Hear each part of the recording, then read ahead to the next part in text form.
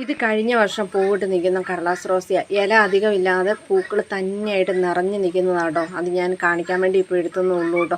എന്തായാലും അതേപോലെ നിറഞ്ഞ് പൂവിട്ട് നിങ്ങളുടെ കടലാസ് റോസ് നിൽക്കണമെങ്കിലുണ്ടല്ലോ, ഞാൻ ഈ പറയുന്ന ഇതേ രീതിയിൽ അങ്ങ് ചെയ്ത് കഴിഞ്ഞാൽ നല്ല അടിപൊളിയായിട്ട് പൂ വരും കേട്ടോ. അടമഴ മാറിയ സ്ഥിതിക്ക് എന്തായാലും ഇനി ചെയ്യാവുന്ന സമയമായി കഴിഞ്ഞു. അല്ല, ഓണമൊക്കെ എങ്ങനെ ഉണ്ടായിരുന്നു നിങ്ങളുടെ? അടിപൊളിയായിരുന്നോ? എന്തായാലും ഓണമൊക്കെ മഴയ്ക്കകത്ത് കുതിർന്ന് നല്ല പൊളിച്ചല്ലേ.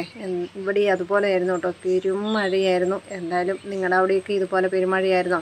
ഇതിപ്പോൾ ഓണം കഴിഞ്ഞപ്പോൾ പിറ്റേ ദിവസം ഇതുപോലെ വെയിലും തെളിഞ്ഞു.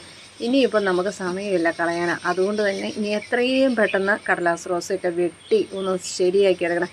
ഇവരുടെ ഒച്ചയാണ് ഇപ്പോൾ ഈ കേട്ടത് മൊത്തമേ. എന്തായാലും കടലാസ് റോസ വെട്ടുന്ന സമയത്ത് നല്ല ഹാർഡ് പ്രൂണിങ് തന്നെ ചെയ്യണം, സോഫ്റ്റ് പ്രൂണിങ് അല്ല കേട്ടോ. അത് ചെയ്യുന്നത് സോഫ്റ്റ് പ്രൂണിങ് ചെയ്യുന്നതെന്ന് പറഞ്ഞിട്ടുണ്ടെങ്കിൽ നമ്മൾ ഒരു പ്രാവശ്യം പൂവിട്ട് വെച്ചിട്ട് അത് പോയി കഴിഞ്ഞ് നെക്സ്റ്റ് നമ്മൾ പൂ വരാൻ വേണ്ടിയിട്ടുള്ള സമയത്താണ് നമ്മൾ വളം ചെയ്യുന്നതിനോടൊപ്പം തന്നെ ആ രീതിയിൽ ചെയ്യുന്നത്. ഇപ്പോൾ ചെയ്യുന്നത് നല്ല അത്യാവശ്യം നല്ല പോലെ തന്നെ ഇറക്കി കമ്പ് കൊടുക്കണം കേട്ടോ. ഞാൻ അതുപോലെ ജൂൺ മാസത്തിൽ ഞാൻ കട്ട് ചെയ്യാതെ സൈഡ് വശത്തായിരുന്നു വെച്ചിരുന്നത്. അതുകൊണ്ട് തന്നെ ഇപ്പോൾ അത്യാവശ്യം നല്ല ആ പൂ വന്നേച്ച് പോയി കഴിഞ്ഞുള്ള ആ ഒരു അവസ്ഥയിൽ തന്നെയാണ് എൻ്റെ കടലാസ് റോസൊക്കെ നിൽക്കുന്നത്. ഇതൊക്കെ 1 വർഷം പ്രായമായ കടലാസ് റോസുകളാട്ടോ. എല്ലാം ഞാൻ ഇതുപോലെ തന്നെ വെട്ടിക്കൊടുക്കുന്നുണ്ട്.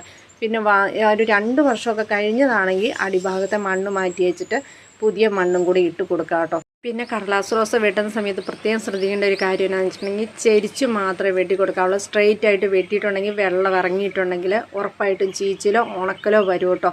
ആ സമയത്ത് ഇപ്പോൾ റോസയാണേലും ഇങ്ങനത്തെ കടലാസ് റോസയൊക്കെ ആണെങ്കിലും ചെരിച്ച് വെട്ടി കൊടുക്കാൻ പ്രത്യേകം ശ്രദ്ധിക്കണേ. അത്യാവശ്യം നല്ലപോലെ മണ്ണ് ഇളക്കി കൊടുത്തതിന് ശേഷം മാത്രമേ വളമിടാവുള്ളൂ. അതിന് സമയം കഴിഞ്ഞു പോയതുകൊണ്ട് അടുത്ത വീഡിയോയിൽ അതിനെക്കുറിച്ച് പറയാവേ.